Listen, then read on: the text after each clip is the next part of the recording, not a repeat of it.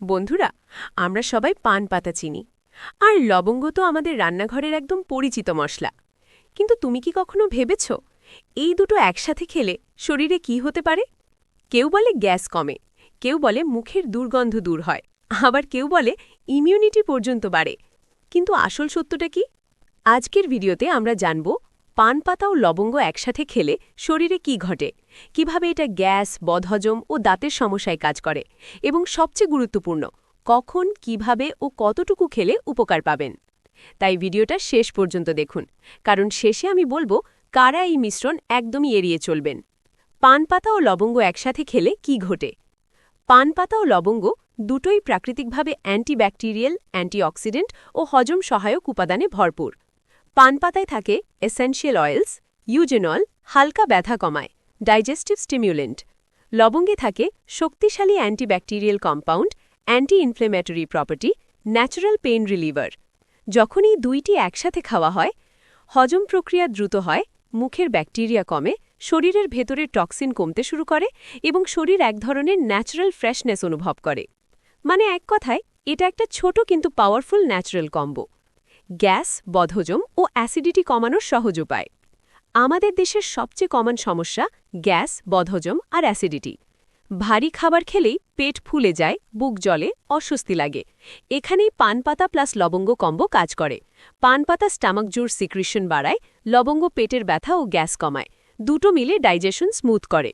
খাবারের পর যদি একটা ছোট পান পাতা ও একটা লবঙ্গ চিবিয়ে খাও, পেট হালকা লাগবে, গ্যাস কমবে, অ্যাসিডিটি কমবে। এটা অনেকটা ন্যাচারাল হজম টনিকের মতো কাজ করে। মুখের দুর্গন্ধ ও দাঁতের সমস্যা কমানোর প্রাকৃতিক উপায়। মুখের দুর্গন্ধ একটা খুবই সেন্সিটিভ সমস্যা। অনেক সময় আমরা বুঝতেও পারি না, কিন্তু সামনে থাকা মানুষটা ঠিকই বুঝে ফেলে। পান পাতা প্লাস লবঙ্গ এখানে দারুণ কাজ করে। লবঙ্গ ব্যাকটেরিয়া মেরে ফেলে, পান পাতা মুখকে ফ্রেশ রাখে, দাঁতের ব্যথা কমাতে সাহায্য করে, মাড়ির সংক্রমণ কমায়। তাই আগে আমাদের দাদি নানিরা খাবার পর পান খেতেন, শুধু শখে না, এর পেছনে ছিল হেলথ সায়েন্স। ইমিউনিটি বা রোগ প্রতিরোধ ক্ষমতা বাড়ানোর টিপস। আমাদের শরীরের সবচেয়ে বড় শক্তি হল ইমিউন সিস্টেম। যদি ইমিউনিটি দুর্বল হয়, তাহলে ছোট ছোট রোগও বড় হয়ে যায়। পান পাতা ও লবঙ্গ শরীরের ভেতরের ক্ষতিকর ব্যাকটেরিয়া কমাতে সাহায্য করে, অ্যান্টিঅক্সিডেন্ট হিসেবে কাজ করে, ইনফেকশন থেকে রক্ষা করতে সাহায্য করে। নিয়মিত অল্প পরিমাণে এই মিশ্রণ খেলে শরীর একটু একটু করে স্ট্রং হতে শুরু করে। এখন সবচেয়ে গুরুত্বপূর্ণ প্রশ্ন, কখন খাবো, কিভাবে খাবো ও কতটুকু খাবো? সঠিক সময় খাবারের পর, ডিনারের পর সবচেয়ে ভালো। কিভাবে খাবেন? একটা ছোট পান পাতা, একটা লবঙ্গ, ভালো করে চিবিয়ে খেতে হবে। কতটুকু? দিনে একবারই যথেষ্ট। মনে রাখবেন, অল্পতেই উপকার, বেশি হলেই সমস্যা। কারা এই মিশ্রণ এড়িয়ে চলবেন? সবার জন্য সবকিছু না। এই মিশ্রণ এড়িয়ে চলবেন যদি আপনার আলসার বা পেটের গুরুতর সমস্যা থাকে, অতিরিক্ত অ্যাসিডিটি থাকে, গর্ভবতী হন, ডাক্তারের পরামর্শ ছাড়া না, ছোট বাচ্চাদের ক্ষেত্রে ব্যবহার করবেন না।